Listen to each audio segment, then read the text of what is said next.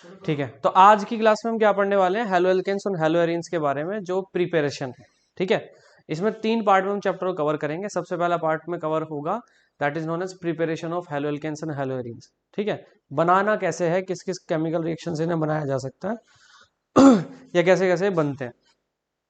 दूसरा इसके बाद में क्या रहेगा कि इनकी फिजिकल प्रॉपर्टीज किस किस तरह से हम इसे कवर करेंगे। ठीक है, और तीसरा इसके अंदर क्या रहेगा फिजिकल प्रॉपर्टी के अलावा, that is chemical property. Clear.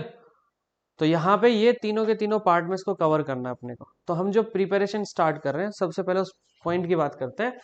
So first preparation जो है, किस तरीके से हम इसको बना सकते हैं, that is from alcohols. Alcohol से कैसे बनाएंगे। ठीक है,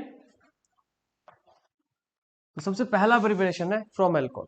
बहुत आसान है और सिंपल, जो आपने छोटी क्लासेस में रिएक्शंस पढ़ी हुई हैं उनके बेस पे पढ़ेंगे। ठीक है, तो होता क्या है, मान लीजिए कि मेरे पास कोई कंपाउंड है जैसे कि CH3CH2, ठीक है, और OH। इसका नाम क्या है, that is known as ethanol. तो अब हम यहाँ पे देखेंगे कि एथेनॉल से आप हेलो एल्केन्स को किस किस ढंग से बना सकते हैं, कितने तरीके हैं। सबसे पहला तरीका एक साइंटिस्ट के नाम पे है जिसका नाम है ल्यूकास। ठीक है, और इस रिएक्शन को ल्यूकास टेस्ट भी कहते हैं।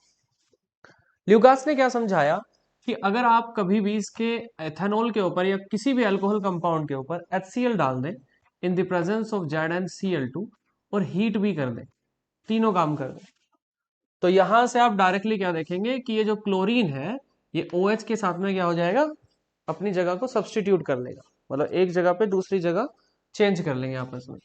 तो ये हो जाएगा आपका CH3CH2 और OH की जगह क्या आ जाएगा, क्लोरीन। क्लियर। तो ये हो गया हमारा हेलो एल्केन्स तैयार। इसका नाम क्या रहेगा, that is known as ethyl chloride. ठीक है, या फिर दूसरा नाम क्या लिख सकते हो, क्लोरो इथेन।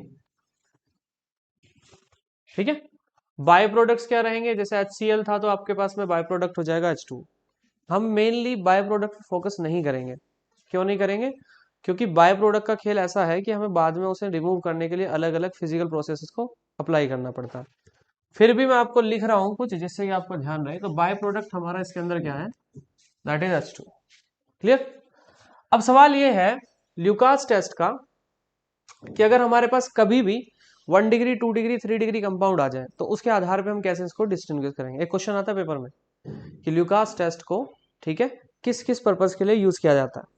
सिंपल, पहला पर्पस, अगर आपके पास टेस्ट ट्यूब के अंदर 3 चीजें रखी हुई हैं, सबसे पहला कंपाउंड है 1 डिग्री अल्कोहल, दूसरा है 2 डिग्री अल्कोहल, तीसरा है आपके पास 3 डिग्री अल्कोहल, और आपसे कह दिया जाए कि भाई 1 डिग्री 2 डिग्री और 3 डिग्री के अंदर क्या करना है, टेस्ट करके बताना है कि आपको कौन सी टेस्ट ट्यूब में 1 डिग्री है, 2 डिग्री है, 3 डिग्री। क्लियर। तो इस काम के लिए आप ल्यूकास टेस्ट को फॉलो करते हैं। ल्यूकास का टेस्ट क्या है, सिंपल है, बहुत सिंपल है। मान लीजिए कि आपके पास में एक टेस्ट ट्यूब है, इस टेस्ट ट्यूब में हमें पता है कि ये 1 डिग्री अल्कोहल। इसी तरीके से एक टेस्ट ट्यूब है जिस टेस्ट ट्यूब के अंदर 2 डिग्री अल्कोहल है, और एक टेस्ट ट्यूब है जिसके अंदर क्या है, 3 डिग्री अल्कोहल है। इनके एग्जांपल्स के लिए जैसे मैंने यहाँ पे एक ले लिया एथेनॉल CH3CH2OH, और इसके लिए मैंने यहाँ पे ले लिया 2 डिग्री के लिए, दैट इज कार्बन के साथ एक OH है और ये कार्बन डायरेक्टली क्या है, 2 कार्बन से जुड़ा हुआ है। क्लियर। ये हो गया 2 डिग्री आपका। इसके बाद में 3 डिग्री का कंपाउंड का फॉर्मूला हमने यहाँ पे लिया C के साथ OH और डायरेक्टली क्या करा, 3 कार्बन जैसे जोड़ दिया, दैट इज 3 डिग्री कंपाउंड। तो एक कार्बन ये है, दूसरा ये है, तीसरा ये है, डायरेक्टली किससे जोड़े, एक कार्बन से, तो ये हो जाएगा 3 डिग्री। अब टेस्ट ट्यूब के अंदर 3 है आपके पास, 1 डिग्री 2 डिग्री और 3 डिग्री। आपको पता करना है कि कौन से में 1 डिग्री है, कौन से में 2 डिग्री है, कौन से में 3 डिग्री। सिंपल है।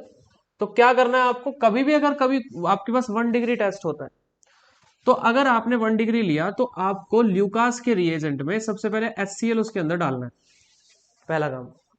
HCl के बाद फिर आप उसमें क्या करेंगे, ZnCl2 भी डालेंगे, और उसके बाद हीट भी करेंगे। जब आप ये तीनों काम करते हो तो ये OH किस में चेंज हो जाएगा, क्लोरीन में, यानी कि CH3CH2Cl आ जाएगा, और क्लोरीन किसका आएगा, HCl वाला। समझ आई बात। तो क्लोरीन में ये वाला प्रोपोर्शन आ जाएगा। लेकिन अगर आपके पास है 2 डिग्री कंपाउंड, ध्यान से समझ लेना, अगर आपके पास है 2 डिग्री, तो 2 डिग्री के केस में आपको टेस्ट कैसे कंफर्म होगा, 2 डिग्री के केस में क्या करना है आपको, पहले अप्लाई करना है HCl, और दूसरे में आपने अप्लाई करना है ZnCl2। अगर ये 2 डिग्री है तो आपको HCl और ZnCl2 की प्रेजेंस में ही ये टेस्ट पूरा हो जाएगा। मतलब ये जो OH है ये क्लोरीन से क्या हो जाएगा, सब्स्टिट्यूट, यानी कि ये आपका कंपाउंड ऐसे बचेगा, कुछ OH की जगह यहां आ जाएगा क्लोरीन और ये आपका CH3। तो ये टेस्ट में आपने देखा कि हीट की जरूरत नहीं पड़ी। और तीसरा, अगर 3 डिग्री आपके पास है तो आपको केवल और केवल इसमें HCl डालना है, ZnCl2 की भी जरूरत नहीं पड़ेगी। ठीक है, अगर ZnCl2 की भी जरूरत नहीं पड़ रही तो डायरेक्टली आपका टेस्ट क्या हो जाएगा, पूरा हो जाएगा। तो ये हो जाएगा Cl यहाँ पे आ जाएगा और CH3 तो ये 3 कार्बन वाला क्या है, इसके साथ हो जाएगा। तो ये एक ऐसा टेस्ट है जिससे हम पता कर सकते हैं कि आपका जो मतलब कुल मिला के कंपाउंड है 1 डिग्री किसमें, 2 डिग्री किसमें और 3 डिग्री किसमें। समझ आ गई बात। 1 डिग्री में क्या कर रहे हैं, HCl डालेंगे, फिर ZnCl2 डालेंगे, फिर हीट करेंगे, तीनों काम करना है। 1 डिग्री टेस्ट तभी होगा। 2 डिग्री में आपको HCl डालना और ZnCl2 डालना, हीट नहीं करना। तीसरे में आपको HCl ही डालना है, ZnCl2 भी नहीं डालना। तो अगर आप ऐसा करते हैं तो आपका तीनों के तीनों टेस्ट ट्यूब में 1 डिग्री कहाँ है, 2 डिग्री कहाँ है, 3 डिग्री कहाँ है, यह आपको पता चल जाएगा। क्लियर हो गया। नेक्स्ट आते हैं। तो पहला टेस्ट क्लियर है, पहली रिएक्शन क्लियर है बिल्कुल, इसको डिटेल में हमने पूरा खत्म कर लिया। दूसरा आपके पास में ये भी तरीका है कि आप जो है इसको NaBr से रिएक्शन करा सकते हैं in the presence of H2SO4। तो क्या होगा अगर आप NaBr से रिएक्शन कराएंगे, तो ब्रोमीन जो है OH की जगह पे आ जाएगा और ये NaOH बाहर और ब्रोमीन आपके पास यहाँ आ जाएगा। तो आपके पास में जो आंसर होगा वो क्या हो जाएगा, that is CH3 single bond CH2 single bond Br, और फिर उसके साथ में क्या आ जाएंगे, बाय प्रोडक्ट्स। ठीक है। तीसरा पोर्शन क्या है, तीसरे पोर्शन में अगर आप इसको PCl3 से रिएक्शन कराते हैं तो भी आप यहां से बना सकते हैं। तो एक क्लोरीन क्या करेगा, एक OH को लेके जाएगा, लेकिन आपके पास कितने क्लोरीन है, 3।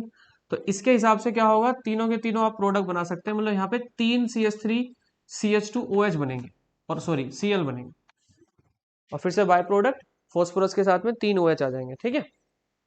नेक्स्ट और भी तरीके हैं जिससे आप बना सकते हैं। चौथा तरीका क्या है कि आप इसे PCl3 की जगह PCl5 से रिएक्ट करा दें, तो डायरेक्टली क्या हो जाएगा, CH3 CH2 Cl बन जाएगा।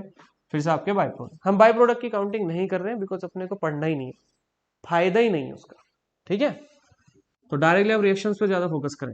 PCl5 के बाद में चौथा प्रोसेस जिससे आप इसकी प्रिपरेशन को कर सकते हैं क्या है, that is red phosphorus in the presence of iodine या ब्रोमीन। ठीक है, आप रेड फॉस्फोरस को डाल सकते हैं in the presence of iodine या फिर ब्रोमीन। तो जब रेड फॉस्फोरस की प्रेजेंस में आप आयोडीन और ब्रोमीन को जोड़ते हैं तो यहाँ पे OH की जगह या तो आयोडीन या ब्रोमीन कोई भी एक आ जाएगा। So product will be CH3 CH2 and Br, या फिर आयोडीन, जो भी आपने लगा। क्लियर हो गया। इसके बाद में एक और है, that is known as SO2Cl2। इसको कहते हैं थायोनाइल क्लोराइड। इसका नाम थोड़ा फॉर्मूले के अकॉर्डिंग अलग है, तो इसका नाम ध्यान रखना है आपको, दैट इज थायोनाइल क्लोराइड। तो थायोनाइल क्लोराइड के अगर आप रिएक्शन कराते हैं तो डायरेक्टली ये जो क्लोरीन आप देख रहे हो OH के साथ में क्या हो जाएगा, सब्स्टिट्यूट होगा, and answer will be CH3 CH2, OH की जगह क्या आ जाएगा, C। तो अब ये सारे के सारे पोर्शंस में देखिए कि आपने क्या बनाए हैं, हेलो एल्केन्स की प्रिपरेशन कर लिया आपने। तो ये कुछ रिएक्शंस थी कि जिन रिएक्शंस के अंदर आपने क्या पढ़ा है कि फ्रॉम अल्कोहल आप इस चीज को कवर कर सकते हैं। तो पहला प्रिपरेशन क्लियर है, आगे फिर चलेंगे दूसरे प्रिपरेशन पे, इसे नोट कर लो।